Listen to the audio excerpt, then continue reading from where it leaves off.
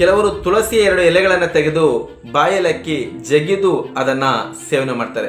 ಈ ರೀತಿ ತುಳಸಿಯನ್ನ ಸೇವನೆ ಮಾಡಬಾರ್ದು. ಈ ರೀತಿ ಯಾಕೆ ತುಳಸಿಯನ್ನ ಸೇವನೆ ಮಾಡಬಾರ್ದು ಅಂದ್ರೆ, ನಮಸ್ಕಾರ ಸ್ನೇಹಿತರೆ, ಭಾರತದ ಪುರಾಣಗಳು ತುಳಸಿಯನ್ನ ಪವಿತ್ರವಾದ ಮೂಲಿಕೆ ಎಂದು ಗುರುತಿಸುವ ಮೂಲಕ ತುಳಸಿಗೆ ವಿಶೇಷವಾದಂತಹ ಸ್ಥಾನಮಾನ ಗೌರವವನ್ನ ನೀಡಿದ್ದೇವೆ. ಅನೇಕ ಭಾರತೀಯರು ಅವರ ಮನೆಯಲ್ಲಿ ತುಳಸಿ ಕಟ್ಟೆಯನ್ನ ಕಟ್ಟಿ ಅದರಲ್ಲಿ ತುಳಸಿ ಗಿಡವನ್ನು ನಟ್ಟು ಪ್ರತಿದಿನ ಅದಕ್ಕೆ ಪೂಜೆಯನ್ನು ಕೂಡ ಸಲ್ಲಿಸ್ತಾರೆ.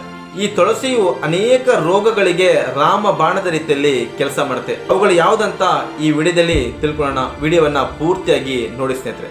ಮೊದಲನೇದಾಗಿ, ದೇಹದಲ್ಲಿರುವಂತಹ ಯೂರಿಕ್ ಆಮ್ಲದ ಮಟ್ಟವನ್ನ ಈ ತುಳಸಿ ನಿಯಂತ್ರಿಸುತ್ತೆ. ತಲೆನೋವನ್ನ ಕಡಿಮೆ ಮಾಡುತ್ತೆ.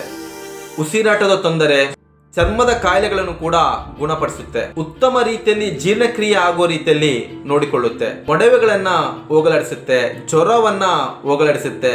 ಕಣ್ಣಿನ ಆರೋಗ್ಯವನ್ನು ಕೂಡ ಕಾಪಾಡುತ್ತೆ. ತುಳಸಿಯು ವಿಟಮಿನ್ ಸಿ ಮತ್ತು ಯುಜೈನಲ್ ಮರ್ಕ್ಯುರಿ ಅಂಶವನ್ನ ಹೊಂದಿದೆ. ಇದನ್ನು ಯಾವ ರೀತಿ ಸೇವನೆ ಮಾಡಬೇಕಂದ್ರೆ, ಕೆಲವರು ತುಳಸಿ 2 ಎಲೆಗಳನ್ನ ತೆಗೆದು ಬಾಯಲಕ್ಕಿ ಜಗಿದು ಅದನ್ನ ಸೇವನೆ ಮಾಡ್ತಾರೆ. ಈ ರೀತಿ ತುಳಸಿಯನ್ನ ಸೇವನೆ ಮಾಡಬಾರ್ದು. ಈ ರೀತಿ ಯಾಕೆ ತುಳಸಿಯನ್ನ ಸೇವನೆ ಮಾಡಬಾರ್ದು ಅಂದ್ರೆ, ತುಳಸಿಯಲ್ಲಿ ಮರ್ಕ್ಯುರಿ ಅಂಶ ಇರುವುದರಿಂದ ಈ ರೀತಿ ಸೇವನೆ ಮಾಡೋದ್ರಿಂದ ಅದು ಹಲ್ಲುಗಳಿಗೆ ಹಾನಿಯನ್ನ ಉಂಟು ಮಾಡುತ್ತೆ. ನಿರಂತರವಾಗಿ ನೀವು ಇದೇ ರೀತಿ ತುಳಸಿಯನ್ನು ಸೇವನೆ ಮಾಡ್ಕೊಂಡು ಬಂದಾಗ ಹಲ್ಲುಗಳು ತನ್ನ ಶಕ್ತಿಯನ್ನ ಕಳೆದುಕೊಂಡು ಬೀಳುವಂತ ಸ್ಥಿತಿ ಕೂಡ ಬರಬಹುದು. ನಿಜವಾಗಿಯೂ ತುಳಸಿಯನ್ನು ಯಾವ ರೀತಿ ಸೇವನೆ ಮಾಡಬೇಕಂದ್ರೆ, ನಾವು ದೇವಸ್ಥಾನಗಳಲ್ಲಿ ನೋಡುತ್ತೇವೆ, ತೀರ್ಥದ ಚೊಂಬಿನೊಳಗೆ ತುಳಸಿಯನ್ನ ಹಾಕಿರ್ತಾರೆ.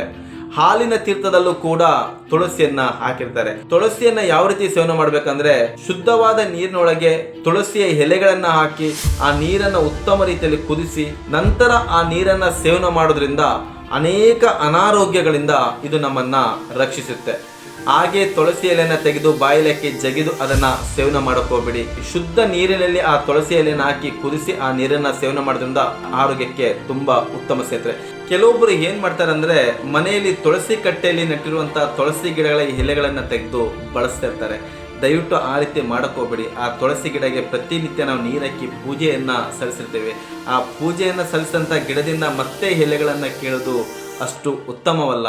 ಮನೆಯ ಅಕ್ಕಪಕ್ಕದಲ್ಲಿ ಅನೇಕ ತುಳಸಿ ಗಿಡಗಳು ಬೆಳೆದಿರುತ್ತೆ. ಆ ಗಿಡಗಳಿಂದ ಎಲೆಗಳನ್ನ ತಂದು ಬಳಸಿ, ಇಲ್ಲೋ ಮನೆಯ ಕಾಂಪೌಂಡ್ ಒಳಗೇನೆ ಮನೆ ಬಳಕೆಗಂತಾನೆ ತುಳಸಿ ಗಿಡಗಳನ್ನ ಬೆಳೆಸಿ ಅಂತ ಗಿಡಗಳಿಂದ ಎಲೆಯನ್ನ ತೆಗೆದು ಉಪಯೋಗಿಸಿ. ಸಣ್ಣ ಪುಟ್ಟ ಅನಾರೋಗ್ಯಕ್ಕೆ ಆಸ್ಪತ್ರೆಗೆ ಹೋಗೋದನ್ನು ಬಿಟ್ಟು ಮನೆಯ ಮದ್ದುಗಳಿಂದನೇ ಗುಣಪಡಿಸಿಕೊಳ್ಳುವುದು ಉತ್ತಮ ಸ್ನೇಹಿತರೆ. ಯಾವುದೇ ಒಂದು ಮಾತ್ರೆಗಳನ್ನು ನಾವು ತೆಗೆದುಕೊಂಡು ಕೂಡ ಆ ಎಲ್ಲ ಮಾತ್ರೆಗಳಲ್ಲೂ ಕೂಡ ಸೈಡ್ ಎಫೆಕ್ಟ್ ಅನ್ನೋದು ಇದ್ದೇ ಇರುತ್ತೆ. ಆದ್ರಿಂದ ಆದಷ್ಟು ಮಾತ್ರೆಗಳನ್ನು ತೆಗೆದುಕೊಳ್ಳುವುದನ್ನ ಕಡಿಮೆ ಮಾಡಿ ಮನೆ ಮದ್ದುಗಳಿಂದನೇ ಗುಣಪಡಿಸಿಕೊಳ್ಳುವುದರಿಂದ ನಮ್ಮ ಆರೋಗ್ಯವನ್ನ ಉತ್ತಮ ರೀತಿಯಲ್ಲಿ ಕಾಪಾಡಿಕೊಳ್ಬಹುದು. ಯಾವ ರೋಗಕ್ಕೆ ಯಾವ ರೀತಿಯಾದಂತಹ ಮನೆ ಮದ್ದುಗಳು ಇದೆ ಅನ್ನೋದನ್ನ ತಿಳಿದುಕೊಂಡು ಅದನ್ನ ಬಳಸುವುದೇ ಉತ್ತಮ ಸ್ನೇಹಿತರೆ. ಇಂಥ ಅನೇಕ ಉತ್ತಮವಾದಂಥ ವಿಚಾರಗಳನ್ನ ಈ ಚಾನಲ್ ತಿಳಿಸ ಬರ್ತೀನಿ. ದಯವಿಟ್ಟು ಚಾನಲ್ನ ಸಬ್ಸ್ಕ್ರೈಬ್ ಮಾಡಿ. ವಿಡಿಯೋ ಇಷ್ಟ ಆಯ್ತು ಅಂದ್ರೆ ಲೈಕ್ ಮಾಡಿ, ಶೇರ್ ಮಾಡಿ. ಮತ್ತೆ ಮುಂದಿನ ಸಂಚಿಕೆಯಲ್ಲಿ ಇನ್ನೊಂದು ಉತ್ತಮವಾದಂಥ ವಿಚಾರದೊಂದಿಗೆ ನಿಮ್ಮ ಮುಂದೆ ಬರ್ತೀನಿ. ಅಲ್ಲಿವರೆಗೂ ನಮಸ್ಕಾರ ಸ್ನೇಹಿತರೆ.